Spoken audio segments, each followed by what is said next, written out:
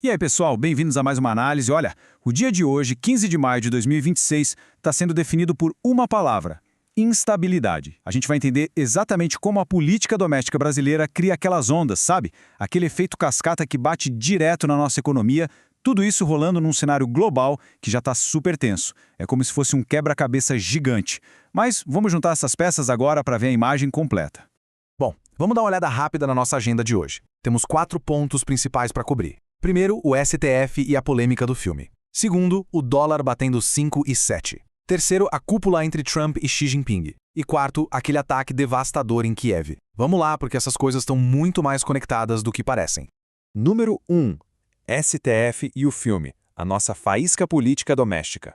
Para começar a entender essa bagunça toda, a gente precisa olhar lá para Brasília. O ministro do STF, Flávio Dino, abriu uma investigação preliminar, que está correndo em sigilo, sobre um suposto desvio de finalidade de dinheiro público. Basicamente, parlamentares como a Tabata Amaral e o pastor Henrique Vieira acionaram o Supremo. A dúvida deles é sobre emendas parlamentares que estariam indo para financiar um filme do ex-presidente Jair Bolsonaro chamado Dark Horse. E aí, o ponto crucial aqui é seguir o rastro do dinheiro. Vamos olhar para esse caminho. Segundo os questionamentos lá no STF, os recursos das emendas saíam dos parlamentares. Iam para ONGs, especificamente o Instituto Conhecer Brasil e a Academia Nacional de Cultura. E, bom, o detalhe é que essas ONGs fazem parte do mesmo grupo e estão ligadas direto à Go Up Entertainment, que, por acaso, é justamente a produtora responsável pelas gravações desse filme. E não estamos falando de troco não, viu?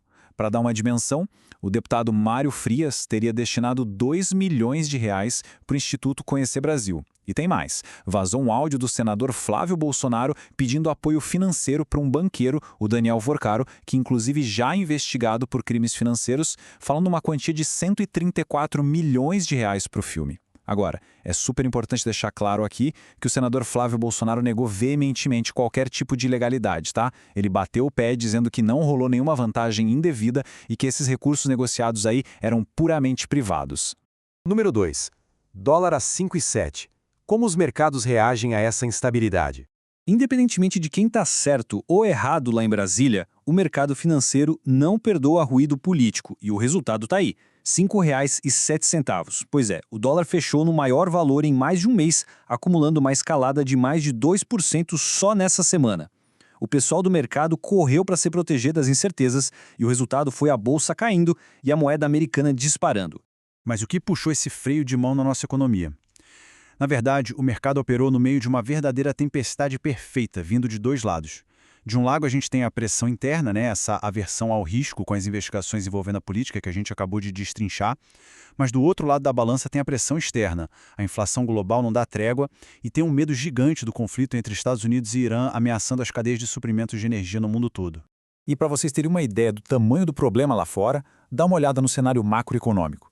O petróleo Brent, que é a grande referência global, bateu $109,47 o barril. Essa alta vertiginosa é uma resposta direta aos novos ataques a navios ali perto do Estreito de Hormuz. E pensa bem, antes dessa confusão toda, uns 20% do fornecimento diário mundial de petróleo passava por ali. Então a matemática é simples. Energia fica mais cara, a inflação no mundo sobe e mercados emergentes, como o nosso Brasil, sentem a pancada de forma agressiva. Número 3. A cúpula Trump-Xi. Geopolítica de alto risco. Com o mundo todo precisando desesperadamente de estabilidade na energia e no comércio, as atenções viraram lá para Pequim.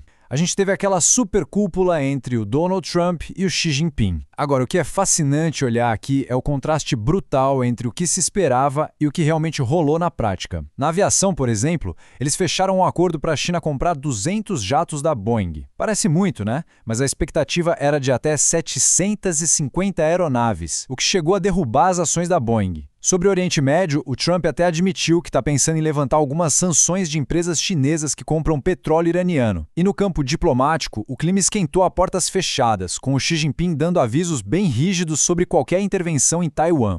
Mas olha, apesar das faíscas, eles conseguiram concordar em algumas coisas cruciais para tentar estabilizar o mundo. Ambos bateram o martelo com muita veemência de que o Irã não pode de jeito nenhum ter uma arma nuclear e que o Estreito de Hormuz precisa ser reaberto.